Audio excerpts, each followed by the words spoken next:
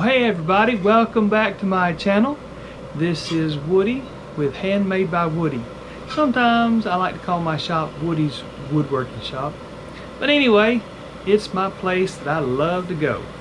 Well, today we're going to make a pen.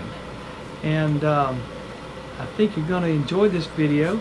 So stick around to the very end. And hey, leave some comments if you don't mind. Like and share this video. And anyway, hey, let's get on with it. Okay, so today I'm going to be making a pen, just a slimline pen. Trying to see what wood I want to use. Let's see here. I'm going to use a silver one because I've got somebody that might be interested.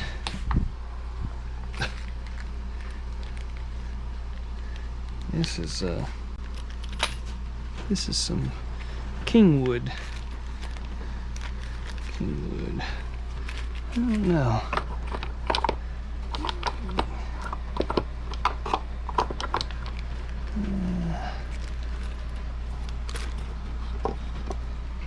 I got this piece of bloodwood.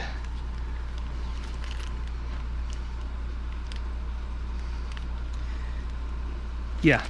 I'm gonna make it out of bloodwood. Alright, so let's get started.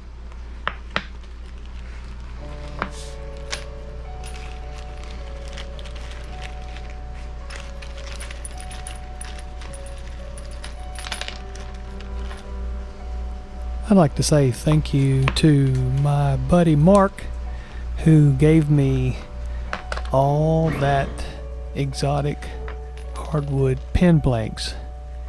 I know you guys saw all of that, and I know you're jealous. But anyway, right here I'm taking some measurements where to cut the pen blanks for each tube.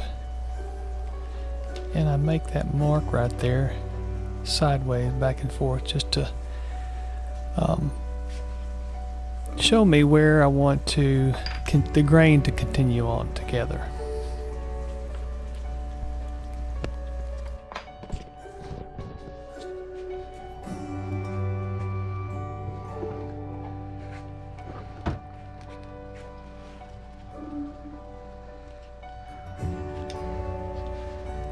Oh yeah, you don't want to leave off your PPE. So here we go over the bandsaw. Gonna cut these pieces in half.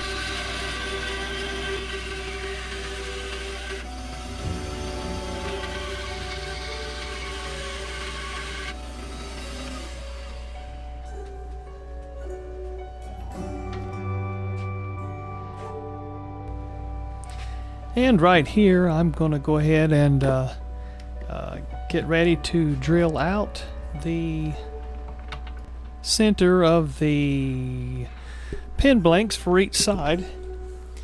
And here I'm putting on my pen blank drilling chuck on the lathe.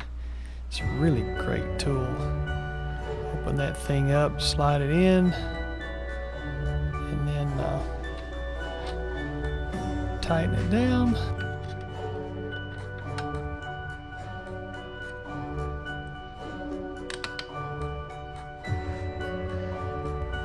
And next I'm going to go ahead and put the Jacob's chuck in. And after I put that in, get my bit. This one takes a 7mm bit. And as always, I have a hard time getting these crazy bits out of these little bags. But I keep them in there because it has the size on it. And sometimes that size that's engraved on the side of a bit kind of wears off. Oh yeah, there's my what you call it, that air filtration system.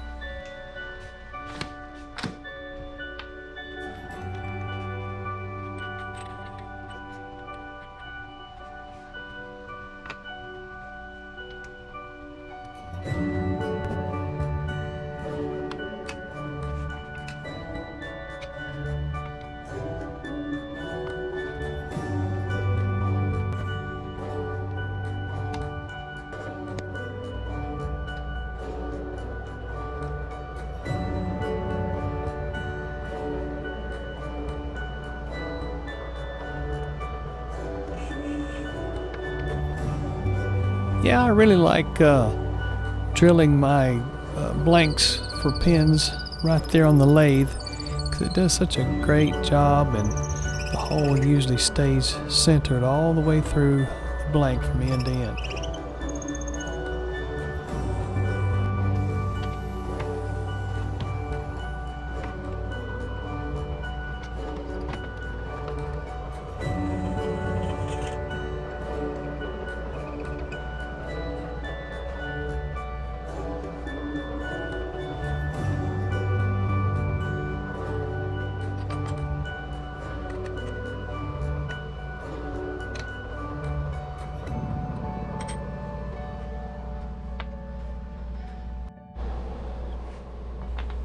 Well, right now I'm taking these brass tubes and using a little CA glue to put them inside the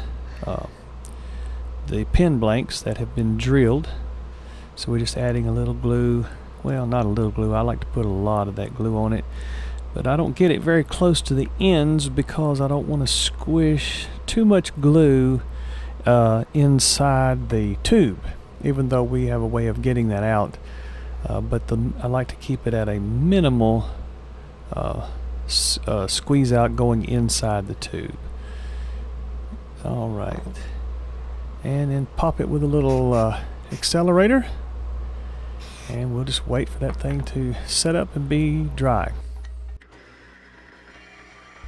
Alright, now I've moved over to the disc sander, and I use this disc sander to flatten and take off the bulk of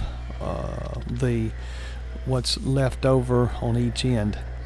And then after I sand it down a smidge, then I go ahead and take it over and put the pin blank in a vise and use a barrel trimmer to get it nice and flush.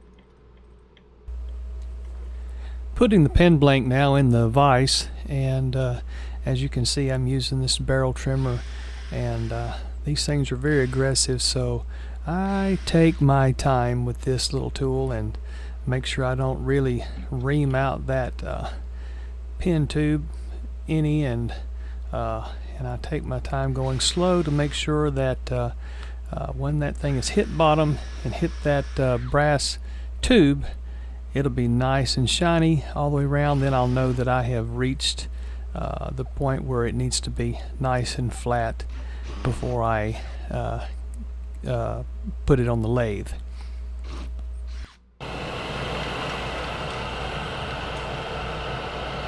Well, hey everyone, we've got everything on the lathe now, getting ready to do really my favorite part. I tell you, turning is really addictive. It's one of my favorite things I do in the shop. And but we've got this Bloodwood pin blanks already loaded up and starting to turn, and hopefully you can see it very clearly, and just sit back and enjoy watching this process. Turning is actually kind of relaxing to watch, and I like doing it. And you can see in the one window over there that I do wear lots of personal protection. I have the RZ mask that I wear for air filtration, and then I've got the shield just to keep the possibility of any chips coming back and getting in your eyes. And I always wear hearing protection of some sort. And when I'm actually running my lathe, not my lathe, but when I'm running the planer, I'll put earplugs in and some ear muffs on to really cut out that noise. I think it's a good idea to always have lots of precautions for protection for your eyes, ears, and your lungs.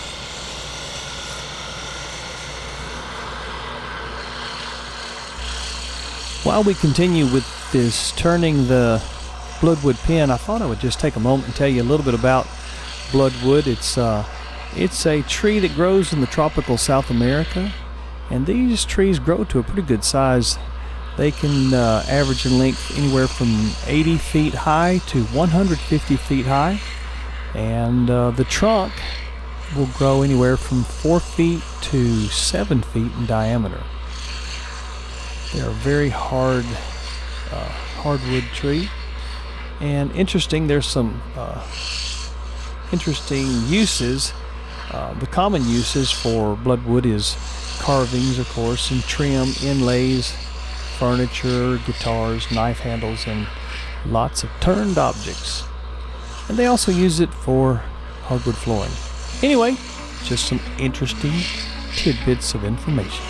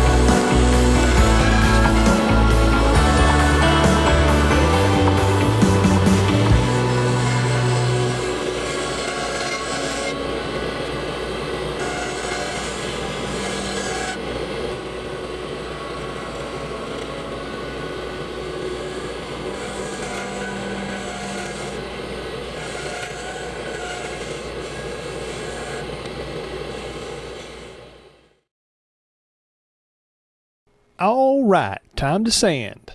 We're going to sand the blanks from 150 up through 600. And also, as I sand them, you can see that I will sand them with the lathe on, running them back and forth very gently. And then I'll stop the lathe and run the sandpaper along the grain. That always does a good job at taking out the marks very well. Anyway, I'm going to speed the video up so you don't have to watch the whole sanding process.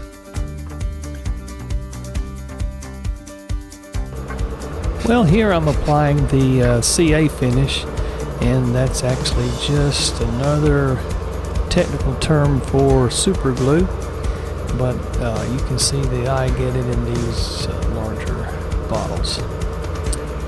Anyway, usually I'll put on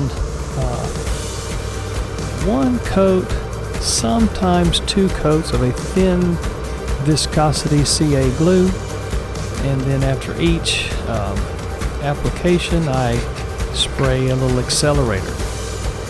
Then I then follow up with anywhere from 10 to 15 coats of CA glue with a medium viscosity, and apply that and try to get it as even as possible, as quickly.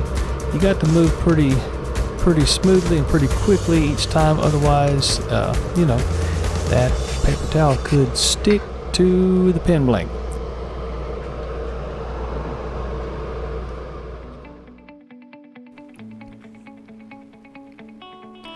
After I have that CA finish applied to the pen blank, it oftentimes leaves some ridges and maybe just some high spots. And so what I do is I take either a 600 grit or 800 grit sandpaper, and I just wet the sandpaper and I go back and forth and work on this until I make sure that my pen blank is perfectly smooth. And here I am adding the micro mesh sanding system to do the final finish, and this brings out a beautiful polished result. And these micro mesh pads, they actually go from 1500 up through 12,000 grit, and by the time you get to the 12,000 grit, it just is a fabulous finish.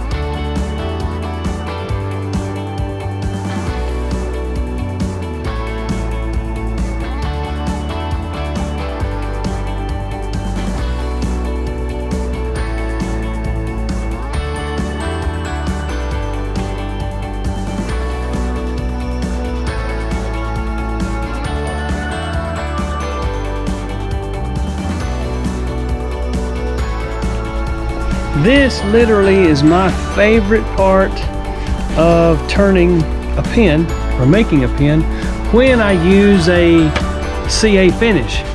Anyway, I'm going to put my GoPro back over there and let you see how it turned out. Can you see that? Can you see how beautiful that thing is? That's going to be a beautiful pen. All right, still have a couple more steps that I like to do. I use this McGuire's plastic polish.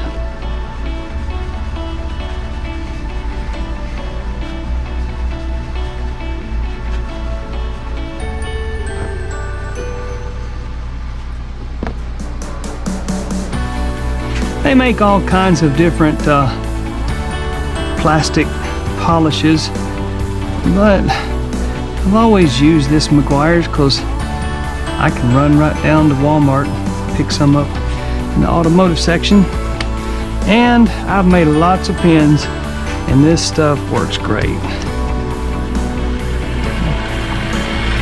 gonna speed this lathe up now.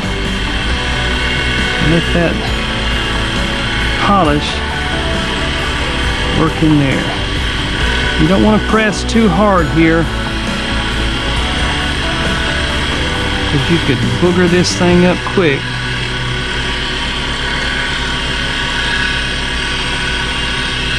And don't ever use a cloth, cotton cloth rag or something.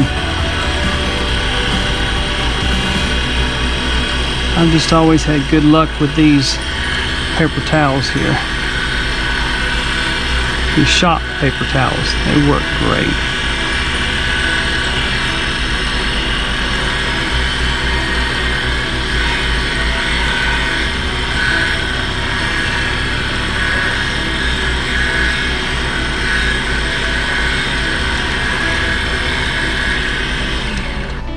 Okay, one last step before assembly. So I use this Renaissance microcrystalline wax polish, and I put a little bit of this on there because it helps resist fingerprints.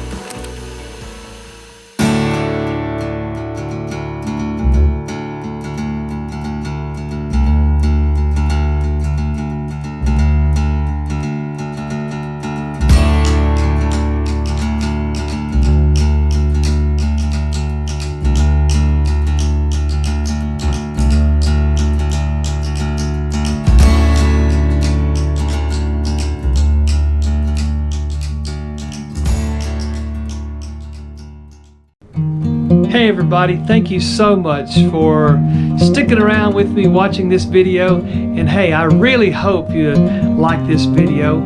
And if you don't mind, how about doing me a big favor? Go ahead and hit that subscribe button, like this video, share it if you will with all your friends, and hey, if you don't mind, go ahead and leave me a comment. I would really appreciate all of that. Anyway, thank you so much for sticking around to the very end, and have a blessed day.